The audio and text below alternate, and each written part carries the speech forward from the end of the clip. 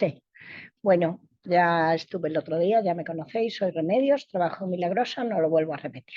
Bueno, el título de la sesión de hoy veis que se llama Atención Médica Longitudinal, que me parece que es la característica fundamental de la atención primaria, que va con nosotros en el tiempo. Seguimos el paciente desde su adolescencia hasta donde se nos permita. Pero en principio es largo en el tiempo y nos da tiempo a hacer muchas intervenciones, aunque no las hagamos todos en un día.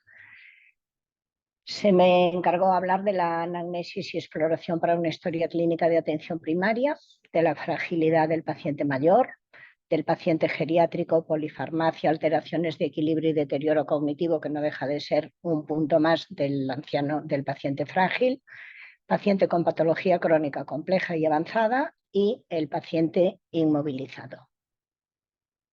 En una historia clínica de primaria es fundamental el registro de las alergias. Falta en muchas historias en Janus el registro de las alergias. Es muy importante, sobre todo por el bien del paciente, para evitar errores.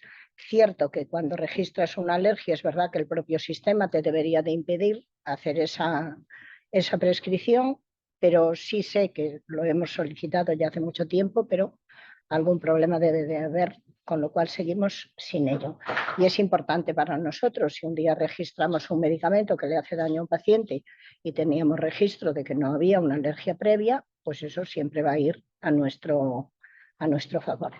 El registro de los factores de riesgo cardiovascular, ver si está diagnosticado cuando vemos a un paciente por primera vez, si está ya diagnosticado de hipertensión, dislipemia, si es obeso, si tiene una cardiopatía isquémica. El registro de los hábitos tóxicos, entendiendo por tóxicos los primeros, alcohol y tabaco, que son los que tenemos registro en las actividades preventivas, pero también existen otros tóxicos, como pueden ser adicciones a drogas y tal, aunque en Lugo ahora mismo en la gente muy mayor, pues todavía hay poco. Los antecedentes personales, tanto quirúrgicos como de enfermedad, pues si han pasado por una colecistitis, si han tenido alguna sepsis, si han tenido alguna enfermedad oncológica, bueno, cualquier problema que nos parezca relevante. Las intervenciones quirúrgicas también son importantes. En cuanto a los antecedentes familiares, estos evidentemente son más importantes en las personas más jóvenes. En las personas muy mayores, los antecedentes, o sea, en la edad de comienzo de las enfermedades, pues a veces ya ha superado lo que puede significar los antecedentes familiares, ya nos lo han hecho. Pero en la gente más joven sí es importante. Los hipertensos son los hijos de los que han sido hipertensos, los diabéticos igual y así sucesivamente. Hay que hacer una historia social. Lo llamamos nosotras consulta mirando a la calle. Esto surgió, mis residentes, Ángela, Noemí y tal, estaban muy, muy por la labor de la atención comunitaria de la que hablábamos el otro día. De hecho, fueron a Argentina para ponerse en esto y tal. Y luego, pues a la vuelta vimos que por más voluntad que se le ponía, que no arrancaba. Entonces decidimos poner en la historia clínica de primaria, registrar en todos los pacientes que veíamos en la consulta programada, con quién vivían, quiénes dependían de ellos, si tenían hijos o no, si estaban separados o no, si tenían mayores a su cargo o no. Y a esto, bueno, pues haciéndole un guiño a la salida de la consulta, la llamamos consulta mirando a la calle. Y desde entonces, pues lo hacemos siempre. Hay que preguntarles por el ejercicio. Está demostrado que el ejercicio es bueno, no solo por la pérdida de peso, sino como un factor de salud cardiovascular.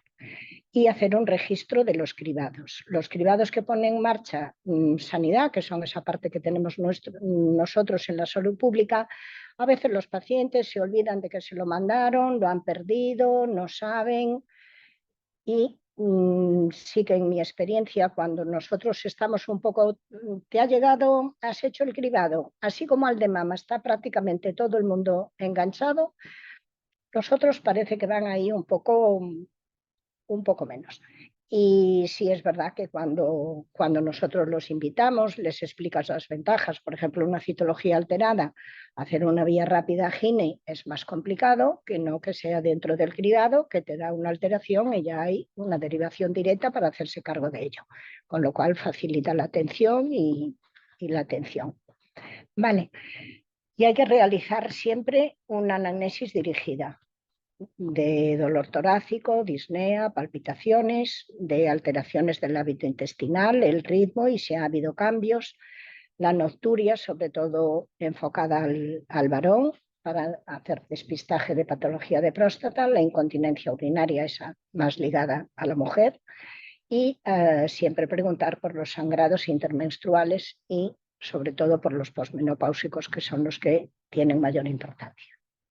En esta diapositiva os veo lo que hacemos, o sea, lo que hago yo en una consulta cualquiera de primera hora de la mañana de un paciente crónico.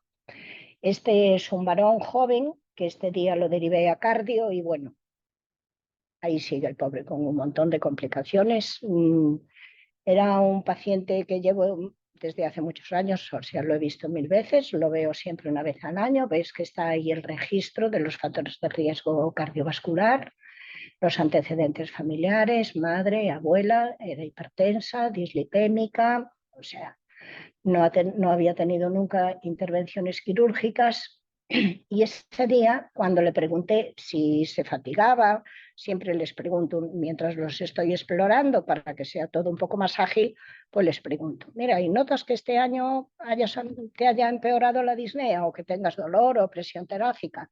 Y me contestó, pues parece, porque de entrada la verdad es que a veces no les preguntas, o sea, si no lo preguntas, como que lo dejan pasar. Pero dijo, bueno, pues parece que me fatigo un poquito más de lo habitual.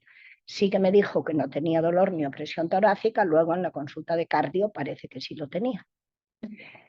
Y esto pasa con mucha frecuencia. Es verdad que lo razonábamos entre nosotras y decíamos, claro, ten en cuenta que cuando tú lo preguntas, ¿ha tenido dolor u opresión torácica? Cuando lo derivas a cardio, cuando llegan allí ya han hecho registro de lo que ha pasado, de lo que ha cambiado, con lo cual lo llevan todo mucho más preparado. A lo mejor eso, bueno, es bueno pensar que eso pueda pasar, que no vayan a contar otra cosa. Pues nada, cuando lo exploré seguía un soplo que era panfocal, que transmitía carótidas, pero sí que me parecía que había aumentado un poco de intensidad. Entonces lo derivé a cardio para estudio de ese soplo que era conocido, que había aumentado de intensidad y que había aumentado un poquito la disnea. Lo vieron a los 2-3 meses, ahí sí reconocía un episodio de un dolor que podía ser un dolor característico de Angor. Bueno, pues se le diagnosticó una estenosis aórtica, se intervino y bueno, hizo complicaciones varias, pero eso ya son otra cosa. Entonces veis que además de lo que es dolor torácico, presión y tal, bueno, pues pregunto por las alteraciones del hábito intestinal, si ha tenido retorragia, si han participado en el screening. En este caso el screening de colon era negativo, no presentaba síndrome miccional, no tenía nicturia, no tenía alteraciones del chorro, que ahora hasta ese momento parece que no está indicado pedir los PSA. Y en miembros inferiores no tenía estasis, no tenía lesiones tróficas y los pulsos periféricos eran positivos simétricos y palpables, porque cuando no los palpo y los busco con Doppler, siempre pongo con Doppler. Entonces, ahí está.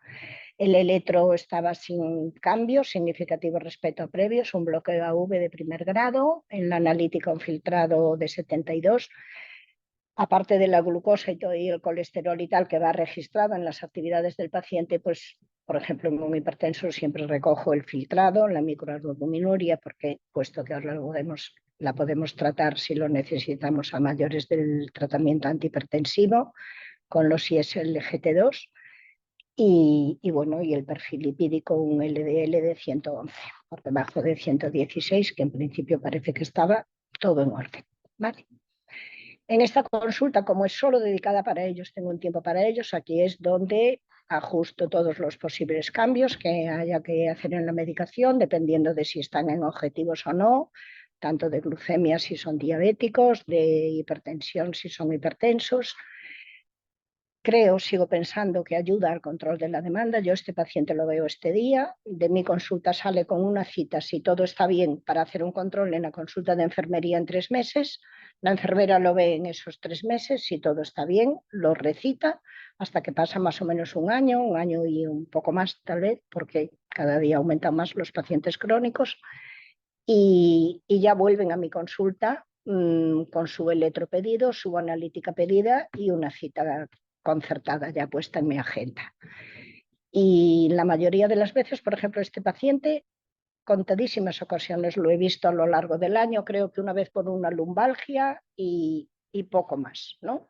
Con lo cual, aunque ese día les dedicas más tiempo, te lo compensan, que luego no están todos los días demandando pequeñas cosas. Bueno, el siguiente apartado que me indicaron para defender es el de la fragilidad en los ancianos. La población gallega en general, la de Lugo en particular, es una población muy mayor y es importante, requiere mucha atención, muchos recursos sociales, sanitarios, familiares en algunos casos, y por lo tanto tenemos que ponernos con ello, porque el 80% de estos pacientes frágiles siempre está en la atención primaria, está siempre a nuestro cargo.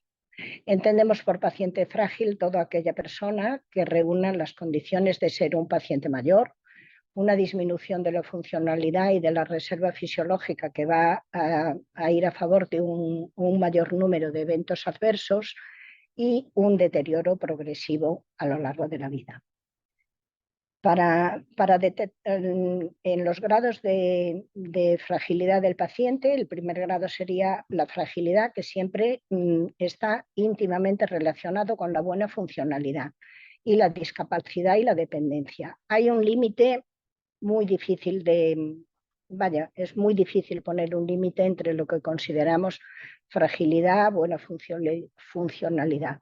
Sí que sabemos que la fragilidad es un cierto grado de discapacidad y que a medida que aumenta la fragilidad, disminuye la funcionalidad del paciente. En este sentido, y dado que el 60% de las veces la evolución es paulatina en el tiempo, vamos viendo cómo el paciente va pasando de un estadio a otro, se han descrito las tipologías de las personas mayores.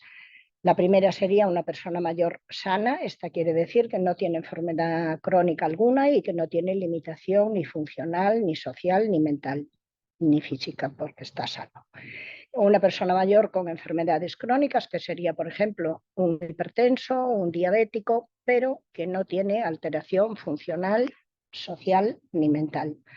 Y luego ya están los pacientes en riesgo de deterioro funcional.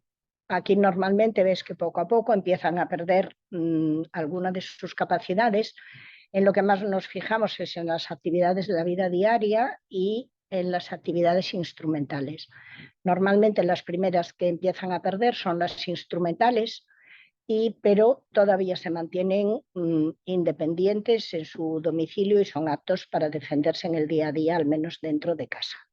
Luego ya está la situación de dependencia, que pueda ser reversible o no, pero que ahí sí que ya dependen de la familia y de la sociedad en general. Y luego las personas mayores en situación de final de vida, que está definido como esas que no se les calcula una vida de más de 6 meses, pero que es muy difícil saber cuándo va a ser eso. Para cribar y saber y poder hacer un registro de los pacientes frágiles, pues se puede hacer de 2 maneras: por los factores de riesgo que presenta el paciente o por la pérdida de funcionalidad.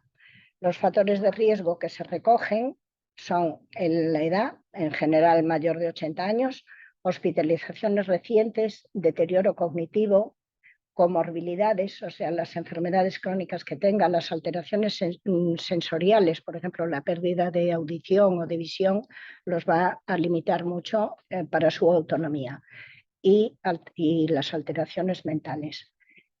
registrar las condiciones sociales adversas, porque no es lo mismo una persona que, vaya, que ya sabe, o sea, tiene personas que lo apoyen, que lo cuidan, que lo atienden, y estas personas que están solas, que alguien les tendrá que echar una mano. Yo tengo ahora mismo un matrimonio que él se ha deteriorado así de una forma bastante brusca, ella una enferma poco estable psicológicamente y bueno, con el típico aspecto de anciana frágil, delgada y tal, y ahí están los dos, que nadie se hace cargo de ellos, ni tienen a nadie, ni saben a nadie. Entonces, ahí estamos, mi enfermera, la trabajadora social y yo, y luego pues iremos viendo.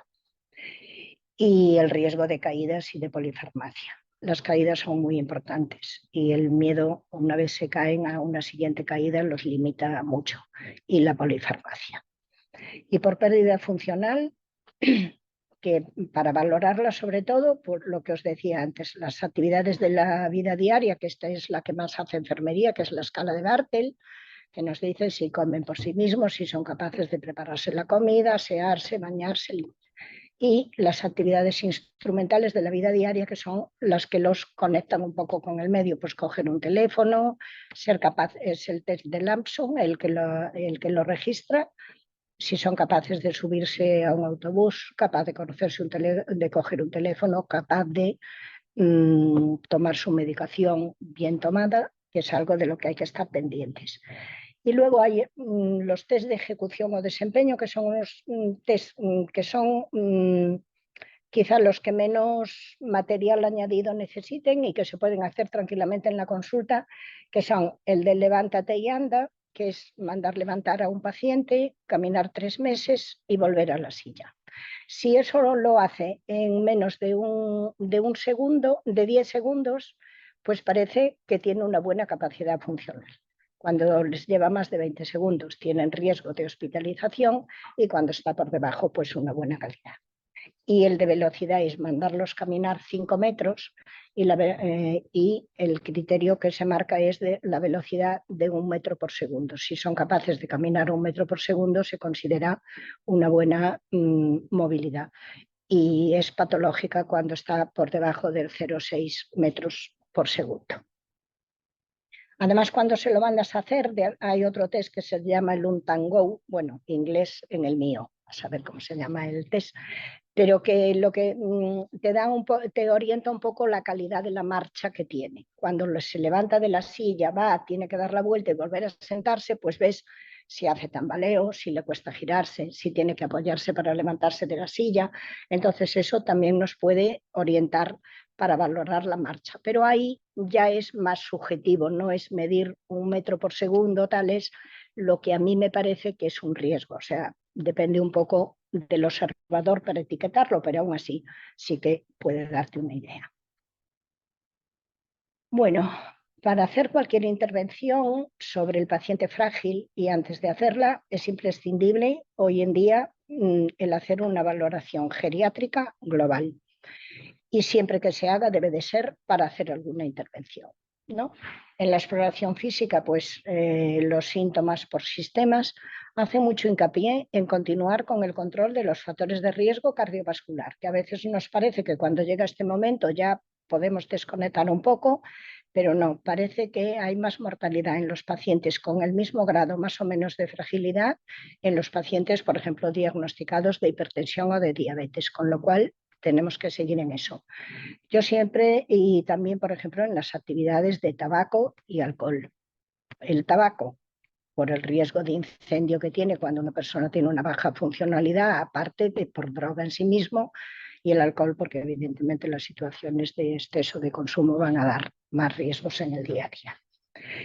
Y debemos de valorar también el estado nutricional del paciente. Normalmente siempre asociamos con anciano frágil a aquella persona delgada, que ha perdido masa muscular, que está agotada, que está muy cansada, pero es cierto que también están los obesos con un perímetro abdominal grande, pero que tienen poca masa muscular y por ello poca capacidad para movilizarse y tal, pero es bueno el valorarlo.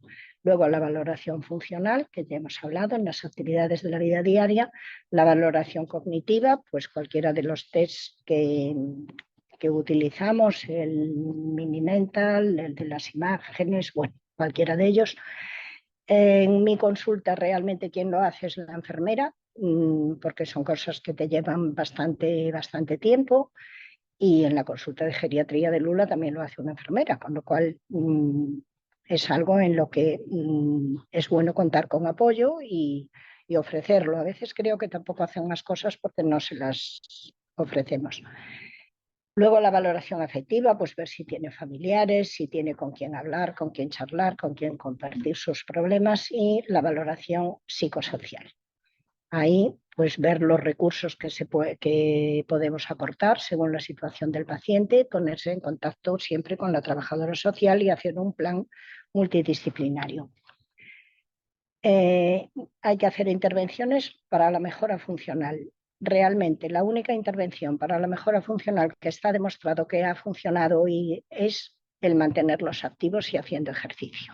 Todas las demás son un apoyo, pero esa es la que realmente, el mantenerlos activos, porque disminuye las caídas, disminuye los mareos y les da una mejor calidad de vida. Potenciación de la atención de enfermería.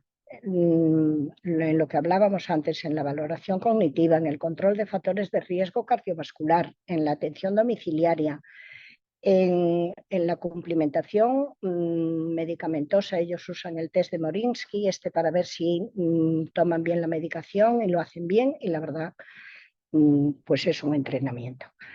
Revisión periódica de la medicación habitual. El estar esto. Es importante revisar la medicación. En los pacientes frágiles, por ejemplo, no están indicados los controles estrictos de diabetes, porque se sabe que hay muchas caídas y hay mucho riesgo por las hipoglucemias. Y en el caso de los hipertensos, por ejemplo, está demostrado que si tienen más de 2 medicaciones y tienen unos valores alrededor de 130 de tensión arterial sistólica, se debería de valorar el bajar un escalón en el tratamiento y promocionar el soporte familiar y social. Luego, en el anciano frágil, las alteraciones del equilibrio son muy importantes. Se le da mucha importancia al equilibrio, es muy difícil de etiquetar. Sí que sabemos que el mayor número de consultas de la gente mayor es por mareo, vértigo, presbis. Entonces, el término de presbivértigo sería el vértigo que tiene la persona mayor que no tiene ninguna otra enfermedad que pueda estar participando en ese vértigo, y que normalmente es por afectación del sistema del laberinto, a veces por microcalcificaciones, otras veces por pérdida de fibras sensitivas, de fibras nerviosas en el propio nervio. La presbiestesia esto quiere decir que es un vértigo senil de la persona mayor, pero que no solo está implicado el vestíbulo, sino que las lesiones vestibulares, sino todo el aparato, todos los aparatos que intervienen en el equilibrio. Y luego está el vértigo senil patológico. Esto es aquella persona mayor que tiene enfermedades, que tiene un vértigo y que realmente es muy difícil saber si cualquiera de las enfermedades que tiene, hipertensión, osteoartrosis, cervicoartrosis, ictus, arteriosclerosis, saber si esa es la causa del vértigo, o el vértigo se puede incluir como un presbivértigo, que sería el del que el paciente está sin otras afectaciones.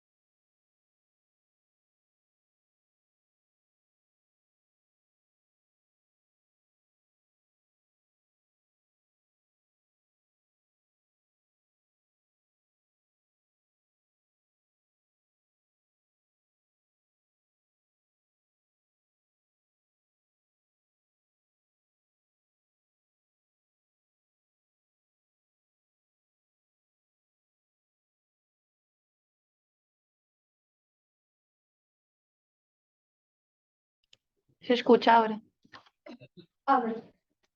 Hola. Ahora no ves la presentación. Reiniciamos. Espera, ya voy. Bueno.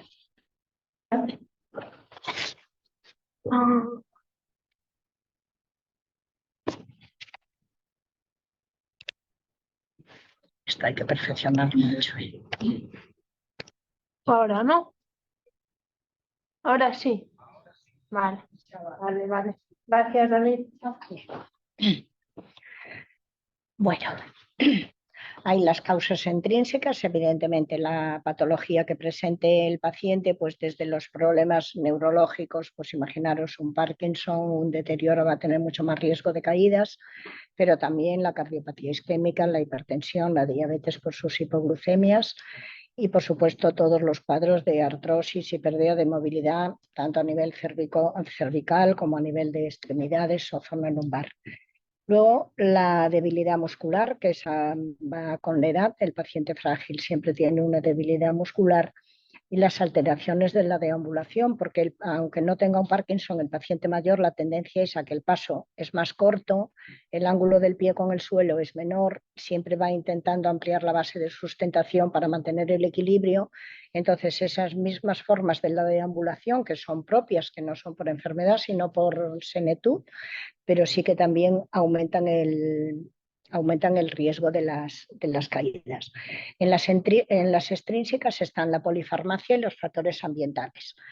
Como hablábamos antes de vértigo, por ejemplo, todos los sedantes vestibulares van a dar más riesgo de caída, con lo cual deben de ponerse lo menos posible. Hay que valorar pues, las medicaciones de dormir, las benzodiazepinas, los que le sacan reflejos, y aparte de producirles un mareo, les sacan la capacidad motora de responder ante una alteración del equilibrio, de una pisada o algo así.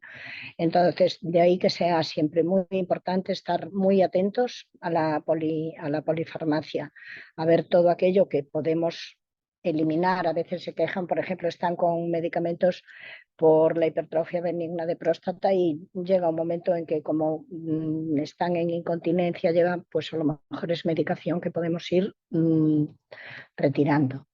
Y porque eso los va a mantener más ágiles y van a tener también menos riesgos de caídas.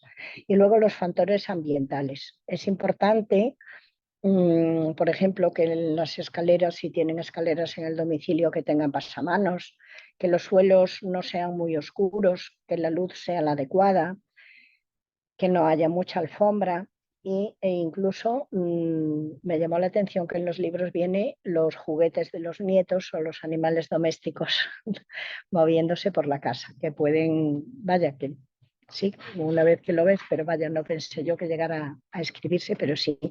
Está, bueno, pues todos, o sea, poner una luz apropiada y por ejemplo, en los cuartos de baño, pues intentar poner sujeciones para poder ayudarse a incorporarse, porque además en el baño es donde ocurre entre baño y cocina, el mayor número de caídas dentro del hogar, que son las más frecuentes. Por eso que para las alteraciones del equilibrio, el tratamiento sobre todo es la actuación sobre las causas, tanto sean las ambientales como las propias, hacer un buen control de hipertensión, no exceder tampoco la medicación, evitar los riesgos y sobre todo cuando tienen deterioro cognitivo, pues adecuar en todo lo que se pueda el ambiente de casa, del hogar, a todas sus limitaciones. Formas de cerrar las puertas para que no se vayan y esas cosas que sí que suele pasar en estos pacientes. Las escaleras, creo que ya dije, con pasamanos, buena luz y evitar los suelos muy encerados y fondos negros, que parece que sí que intervienen mucho, sobre todo en calcular la distancia de donde apoyan los pies cuando caminan. Y la razón de darle tanta importancia al equilibrio es sobre todo la prevención de caídas, por las consecuencias que éstas tienen, que es la disminución, o sea, pierden mucha movilidad tras la caída, a veces por fracturas o por lo que sea, y sobre todo por el síndrome post-caída. Los pacientes cuando se caen, si se levantan en el momento, no tiene mayor repercusión ni tienen tendencia a tener el miedo poscaída. El problema es cuando tardan mucho en levantarse, porque entonces, claro, se sienten. El otro día una paciente mía que vive sola, pues se cayó y en la consulta yo creo que 4 o 5 veces me repitió, es que no podía levantarme, es que no podía levantarme. Entonces se le solicitó el TELEA, no, ¿cómo se llama? El de la teleasistencia para, en ese caso, que pudiera avisar a alguien. Y sí que me reconoció que le daba miedo el volver a caer. En esto, por ejemplo, yo a esta paciente le recomendé pues, el uso de un bastón que evitaba muchas caídas, llevarlo incluso con ella por casa y tal, y cuando se fue de la consulta dijo que se iba a comprar un bastón.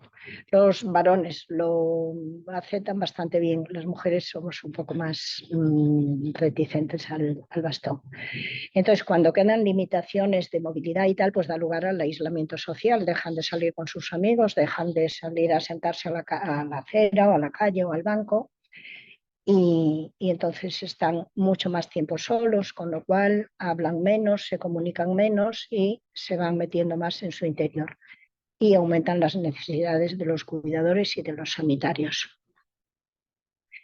Y más o menos esto es en lo que se refiere a los síndromes geriátricos en sí mismos, ¿no? Y sí es verdad que no he nombrado como síndromes geriátricos para estar pendientes, por ejemplo, la incontinencia urinaria, los síndromes confusionales. Es importante que estemos también en ellos porque son otras dos entidades con nombre propio. Y se me habló, en el programa, la patología crónica compleja y avanzada. Entiendo que en este grupo pues son esos pacientes con los que estamos intentando coordinarnos con el hospital de día de procesos, que son pacientes pues, con una insuficiencia cardíaca muy avanzada, a veces oncológicos, pero bueno, eso está quizá un poco más estructurado, y insuficiencias renales y todo eso. Tengo que decir que no he tenido una buena experiencia en los pacientes que he compartido. Me parece que el circuito es muy largo, o sea, yo llamo a la enfermera gestora de primaria, la enfermera gestora de primaria llama a la gestora de hospital, la gestora de hospital habla con el internista y volvemos a empezar. La gestora de hospital se lo pasa a la gestora de primaria porque es así, tal cual, es así, tal cual. Y luego, a la hora de la verdad, pues cuando hay que hacer un domicilio, los que lo tenemos que hacer somos los médicos de primaria, y en esta pérdida de recorrido, aunque el problema empiece a una hora prudente, realmente cuando vas al domicilio es cuando ya estás a punto de acabar tu horario. Lo he vivido bastantes veces, tanto en pacientes oncológicos como no. He vivido situaciones en las que yo, que fui la que fui, decidí dejar al paciente en domicilio para valorar al día siguiente la evolución, y ese mismo día, desde, en este caso, ADO, se indicó que el paciente debía de acudir a urgencias. Para ir a urgencias, estar allí toda la tarde, traquetear y volver a su casa por la noche. Entonces, bueno, no tuve una experiencia que me parece que somos muchos a intervenir. No sé, y sobre todo eso, el circuito, y que a la hora de la verdad las que vas a domicilio eres tú. Luego, en otro caso, quise mandar a una paciente al hospital, pregunté si me la recoge, si la derivaba al hospital de día de procesos, y se decidió desde allí que no, que la derivase a urgencias. Bueno, pues para eso no me hubiese pasado la mañana gestionando algo. Creo que hay que darle una vuelta a esto. Y luego lo que sí he demostrado, lo que sí he visto también, es que a veces el paciente le pregunta, ¿sí, por qué no me ha llamado a mí? ¿Por qué ha llamado a la enfermera gestora o tal? Porque ellos tienen su teléfono y entonces enseguida es mucho más dificultoso llamar por teléfono al centro de salud. Ya sé que son pacientes complejos y avanzados, pero hay otros muchos complejos y avanzados que están en su casa que tienen que tirarse en la mañana intentando llamar por teléfono. Entonces lo veo un poco rotura de la equidad. No sé si esto puede decirse o debe de decirse, pero la verdad me dijeron que contara mi experiencia y mi experiencia es esta. Luego el paciente inmovilizado. A ver, ¿qué hacer cuando ya no pueden venir a la consulta? Yo cada vez que pasa un paciente de los que ves que vienen, que al día siguiente les cuesta más, que luego yo en mi consulta tengo un desnivel así como de un dedo y cuando tengo que empezar, cuidado que hay ahí un pequeño desnivel, ahí es un punto de inflexión. Bueno, pues cuando empiezan, ves que cada día le cuesta más moverlo, que luego ya, entonces ahí pues decidimos hacer una atención domiciliaria. Lo primero que hago siempre es revisar las prescripciones, porque desde el momento que se van a su casa, pues a lo mejor hace poco un paciente que toleraba muy mal las estatinas, le impedía caminar, tiene 92 años, entonces la pregunta es, ¿sigo con las estatinas o le permito caminar? Está claro que se va a beneficiar más de caminar por todo lo que comporta su entorno que no el tomar las estatinas. O sea que aunque sean medicamentos de un uso correcto, pues a lo mejor llega un momento en que hay que poner en la balanza y ver lo que me puede ayudar más. Valorar el apoyo familiar que tiene, quién está a su cargo. Ahí podemos hacer grandes intervenciones. Yo incluso he tenido 2 casos de 2 sobrinos de 2 matrimonios que se han hecho cargo del paciente. Uno de ellos un día me decía, no, es que tengo muchos sobrinos. Y digo, no, no vale muchos, tiene que ser uno que se haga cargo, porque si no se diluye la responsabilidad. Y la verdad es que tuve buena experiencia en ese sentido. No es algo que puedas hacer siempre, pero bueno, creo que es bueno y a ellos ir haciéndoles ver que van a necesitar cuidado, que tienen que ponerse en situación de ver quién los va a atender y lo que van a querer, ¿no? Las barreras en domicilio, como cuando están inmovilizados, vas al domicilio, pues ves las limitaciones que hay, pues las alfombras que tienen puestas, a veces puertas que no cierran bien, a veces espacios pequeños. Todo eso hay que tratarlos en la medida de lo que se pueda y evitarlos en el domicilio.